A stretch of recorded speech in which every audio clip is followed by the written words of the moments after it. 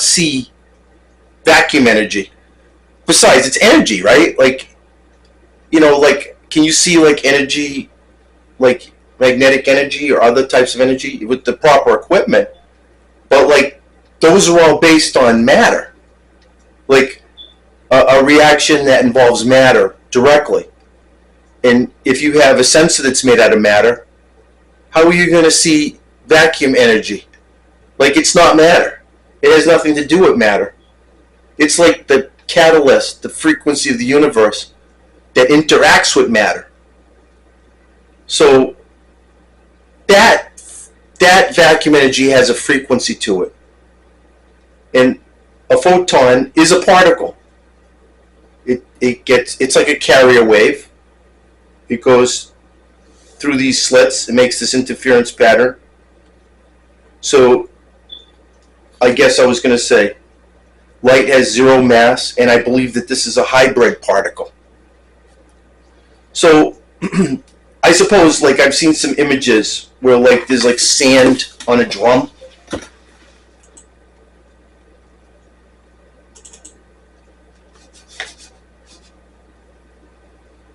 Like here, like you see like these interference patterns that you can have. That's vibrating on a drum sand. Well, what if they were three-dimensional? If they were three-dimensional, you would have a pattern in front of the double slit and you'd have it in the back. It might be just a simple wave pattern, but it describes perfectly that if this dark energy or fifth element is vibrating, and that's the frequency of the universe, that as it goes on this side, it could go in here, and it could go over there. Or it could go over here and then go over there. Because there's a 3D pattern that's in front and back of the slits. Now, you have to understand, like they talk about light, and they talk about it like doing things like collapsing.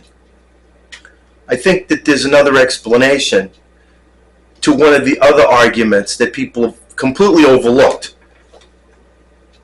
They say, all right, you're in a train, and the train is traveling at 200 miles per hour, and you turn a light bulb on, and that photon of energy goes forward, not at your velocity plus the speed of light, but just at the speed of light. Like, that's a constant.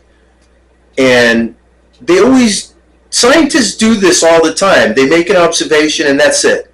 That's the way it is. Let's not even try to think about this. Let's not be Sherlock Holmes. Let's not try to infer anything from any of these things.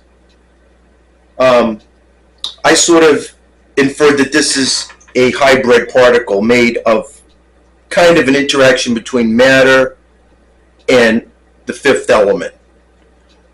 It's totally different than, my idea is it's totally different than matter. It's not related.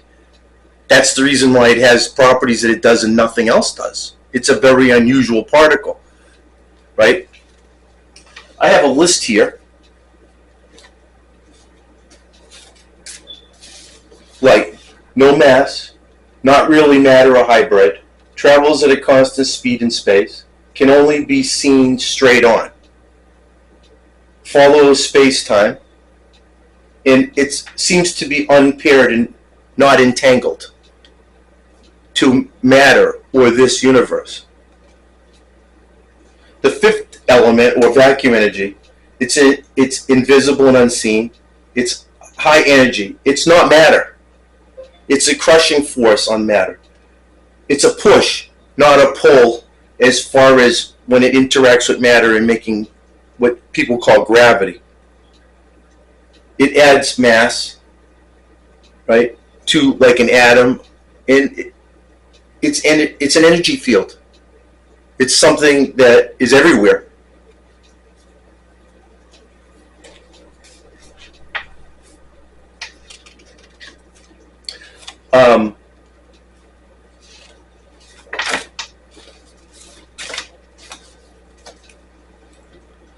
So, I guess to get back on what I was going to say about light, the second argument that I see is that if you're in this train and you're traveling at, say, let's go 200 miles per hour, and lights turned on and it goes out,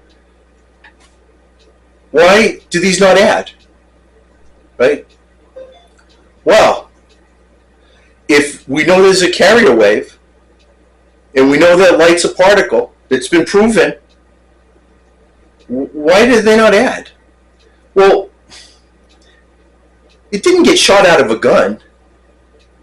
I mean, a photon, it's like got no mass, so it wouldn't be attracted by gravity. I don't even think it would be attracted by an atomic force, right?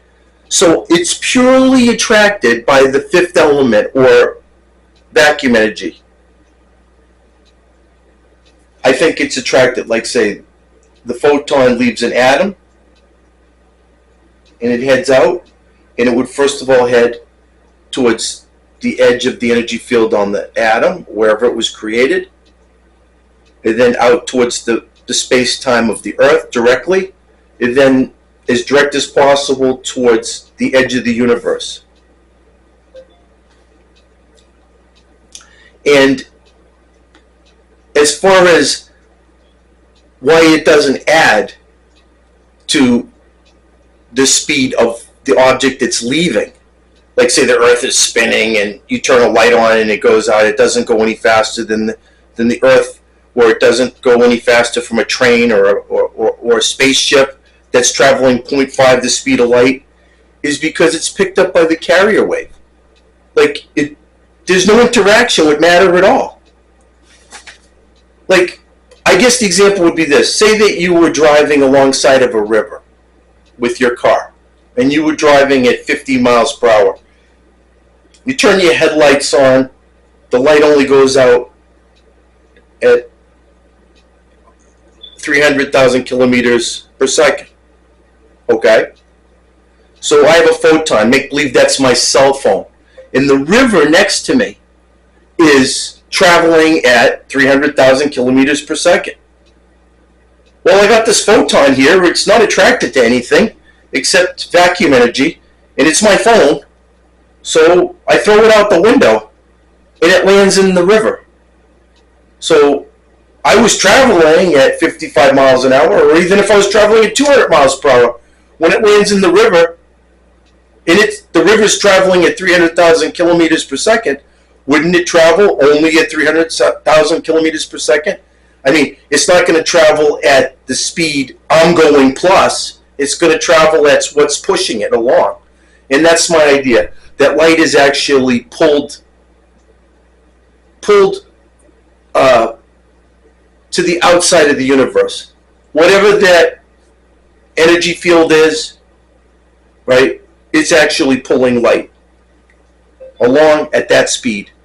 And light is not, I guess, entangled, my idea is, to anything.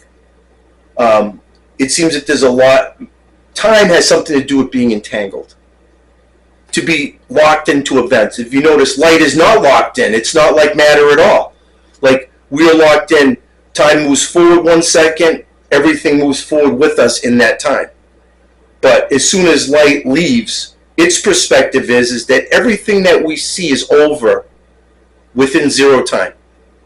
Like, in other words, it's actually paired to maybe another dimension. Like, this other vacuum energy is not on the same time as we are on. It's the frequency that sort of drives things, as far as matter is concerned, to happen. But light, to light, as soon as it leaves, everything has happened, and it's already out past everything that we know. That's the perspective.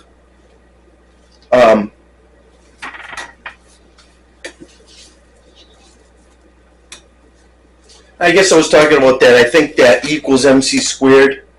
It is an infinity statement. You know, in math, they say, well, whenever you have something that kind of equals infinity, it might not be 100% correct. Well, light, as speed of light is approached, you would be unpaired.